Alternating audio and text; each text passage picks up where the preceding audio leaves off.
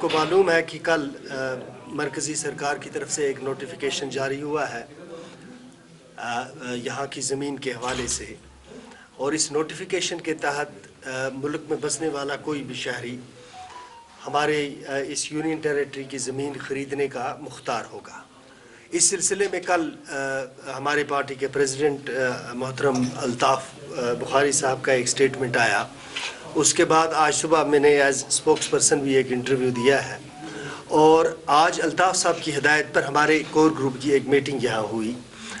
इससे कबल कि मैं आप की खिदमत में वो नुकात पेश करूँ जो इस मीटिंग में हमने डिस्कस किए, मैं आपकी खिदमत में अर्ज़ करता हूँ कि 8 फरवरी को अल्ताफ़ साहब की क़यादत में एक ऑल पार्टीज़ डेलीगेशन LG साहब को मिला था, और हमने उस वक़्त बहुत सारे नुकात उभारे थे, जिनमें ख़ास कर हमारे जो कंसर्न्स थे वो थे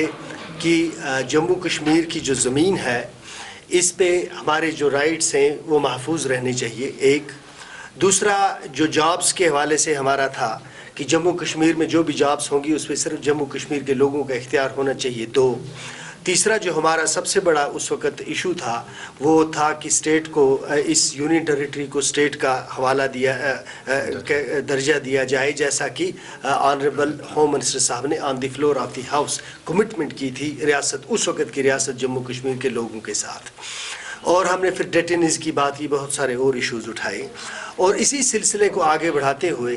अल्ताफ़ साहब ने एक पार्टी बनाई जिसे आप अपनी पार्टी के नाम से जानते हैं, और हम गालिबन 15 मार्च को ऑनरेबल प्राइम मिनिस्टर साहब से मिले। हमने उस वक़्त प्राइम मिनिस्टर साहब से 3 बड़े इश्यूज़ उठाए। पहला इशू, सबसे पहला इशू हमारा ये था कि एक कंसर्न है जो आपने 5 अगस्त को फ़ैसला किया, लोग महसूस ये करते हैं कि इसके असरात ये होंगे कि जम्मू कश्मीर में डेमोग्राफी चेंज हो जाएगी। इसलिए हमारी आपसे गुजारिश ये है कि ऐसे कानून बनाए जाएं कि जिससे जम्मू कश्मीर के डेमोग्राफी के हवाले से जो खदशात हैं उसको तहफ़्फ़ुज़ मिले, ताकि जो यहाँ डेमोग्राफी रही है ये उसी तरह रहे, एक। दूसरा, हमने उनसे गुजारिश की कि 35A और 370 सुप्रीम कोर्ट में है, जो भी सुप्रीम कोर्ट का फ़ैसला होगा हमें वो काबिल कबूल होगा, लेकिन सियासी सतह पर हम अपनी ज़िम्मेदारी निभाते रहेंगे। तीसरी बात हमने उनसे ये कही कि हर हालत में हमें कश्मीर की जो लैंड है इसको प्रोटेक्शन चाहिए, और कश्मीर में जो जॉब्स होंगी उनको प्रोटेक्शन चाहिए। ऑनरेबल प्राइम मिनिस्टर साहब ने हमारे साथ उस वक़्त एक कमिटमेंट की, मैं अकेला नहीं था, बेशुमार लोग और हमारे साथ थे, कि आप जब इस हाल से बाहर जाएंगे तो इन खदशात को यहीं छोड़ के जाना। ना आपकी डेमोग्राफी चेंज होगी, ना आपकी ज़मीन को ख़रीदने का हम किसी को इख्तियार देंगे, ना आपकी जॉब्स पर किसी को कदफन का हक होगा। आप जब यहाँ से जाएंगे तो ये इत्मीनान लेके जाएं, और साथ में ये भी कहा कि वक्त आने पर आपको रियासत का दर्जा भी बहाल कर दिया जाएगा। जब हम दूसरे दिन अल्ताफ़ साहब की क़यादत में होम मिनिस्टर साहब से मिले तो वहाँ भी हमने होम मिनिस्टर साहब को याद दिलाया कि हज़रत आपने on the floor of the house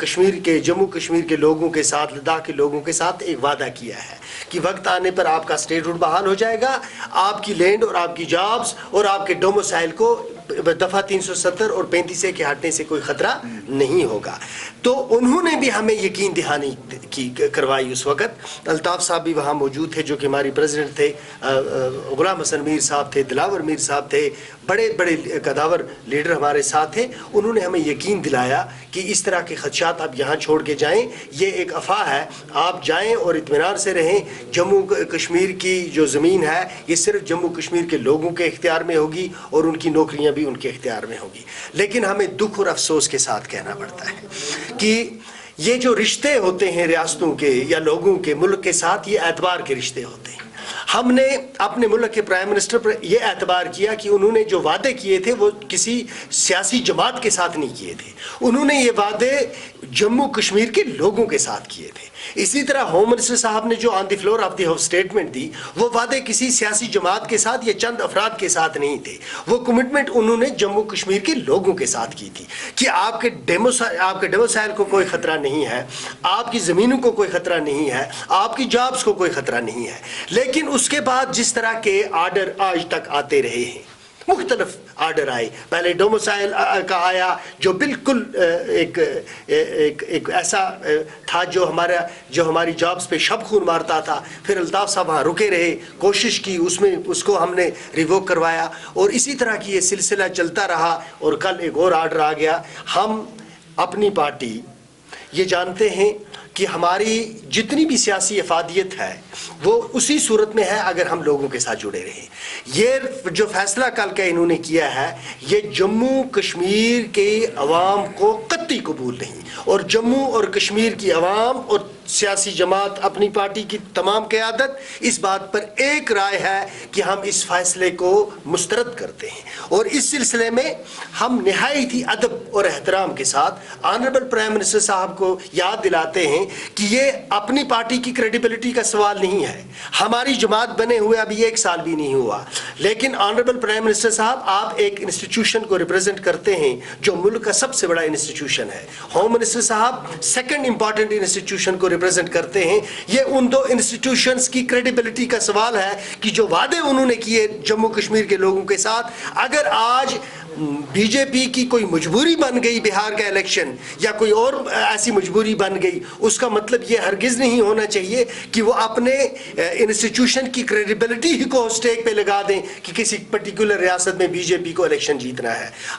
ہم نے جو آج فیصلے کیے ہیں اس میں اول فیصلہ یہ ہے کہ ہم آنریبل پرائم منسٹر صاحب, آنریبل ہوم منسٹر صاحب سے ٹائم لینا چاہیں گے تاکہ ہم ان سے ملاقات کریں اور ان کو یاد دلائیں کہ جو انہوں نے ہم سے وعدے کیے تھے ان وعدوں کے باوجود جو آرڈر آ رہے ہیں اور جس طرح سے ان آرڈروں کو یہاں نافذ کیا جا رہا ہے اس سے ان خدشات کو تقویت ملتی ہے جو کشمیری قوام اور جموں کے لوگوں کے دلوں میں تھی کہ 370 اور 35A جانے کے بعد یہاں ڈیموگرافی چینج ہوگی, 370 کے جانے کے بعد 35A کے جانے کے بعد ہماری زمینیں محفوظ نہیں رہیں گی اور نہ ہی ہماری جابس محفوظ رہیں گی. تو یہ خدشات اب بالکل عیاں ہو گئے لوگوں کے سامنے کہ ان کے خدشات درست تھے. اس لیے ہمارا پہلا نقطہ یہ رہا کہ ہم ان کی خدمت میں حاضر ہو کر ادب اور احترام کے ساتھ بغیر کسی کنفرنٹیشن کے ان کو انہی کا وعدہ یاد دلائیں گے. ایک دوسرا یہ ہے کہ جو یہ قانون انہوں نے بنایا ہے ہم اس قانون کو بالکل totally it is not acceptable to the people of the state of union territory of Jammu and Kashmir. تیسرا ہمارا نقطہ یہ ہے کہ ریاست کا درجہ بحال کیا جائے. چوتھا ہمارا نقطہ یہ ہے کہ جو بھی فیصلے اس وقت تک کیے گئے ہیں مرکز کی طرف سے جو اس وقت تک انہوں نے یونین ٹیریٹری میں لاگو کیے ہیں ان فیصلوں کو وہ ریوزٹ کریں اور مائنڈ اپلائی کریں کہ کون سے ایسے فیصلے ہیں جو ایلینیشن کو فردر کریں گے, جس سے ایلینیشن بڑھے گی, جس سے اعتماد میں مزید فقدان پیدا ہوگا. جموں کشمیر جو ہے یہ آلریڈی ایک فرجائل یہاں پیس ہے جس سے یہاں کی پیس کو یہاں کے امن کو خطرہ ہے, اور جو اعتبار کا رشتہ ملک کے ساتھ اس ریاست کا ہونا چاہیے تھا وہ اسی صورت میں بحال ہوگا اگر پرائم منسٹر صاحب آگے ریچ آؤٹ کریں گے اور یہاں کے لوگوں, یہاں کے زمین کو ہی نہیں یہاں کے لوگوں کو آن کرنے کی ضرورت ہے, ان کی ایموشنز کو, ان کے سینٹیمنٹس کو عزت اور احترام سے دیکھنے کی ضرورت ہے. اگر آپ صرف زمین خریدنے کے چکر میں ہیں, زمین آپ لے سکتے ہیں لیکن یہاں کے لوگ جو ہیں وہ ہمیشہ اس فیصلے پر پچھتائیں گے جو 1947 میں انہوں نے 2 نیشنز تھیوری کو ریجیکٹ کر کے کیا تھا. کشمیری قوم نے اس وقت ایک غیر معمولی فیصلہ کیا تھا 1947 میں, 2 نیشنز تھیوری کو ریجیکٹ کر کے ہم نے سیکولر ہندوستان کے ساتھ کھڑا ہونے کا فیصلہ اس لیے کیا تھا تاکہ ہماری ثقافت, ہمارا تمدن, ہماری ہسٹری, ہماری تاریخ, ہمارا کلچر, ہماری زمینیں, ہمارے جو ایک سیکولر فیبرک ہے یہ سارا محفوظ رہے. لیکن ہم نے دیکھا کہ جو فیصلہ ہمارے بزرگوں نے کیا جس کو لیجیٹیمیسی اس وقت نیشنل کانفرنس نے دی, آج ہم اس فیصلے پہ غور کرنے پر مجبور ہو جاتے ہیں کہ یہ فیصلہ ہم نے کیا تھا ایک خوبصورت ہندوستان کے ساتھ رہنے کا. اس فیصلے کا جو آج ہم چہرہ دیکھ رہے ہیں ہمارے دل میں شک و شبہات پیدا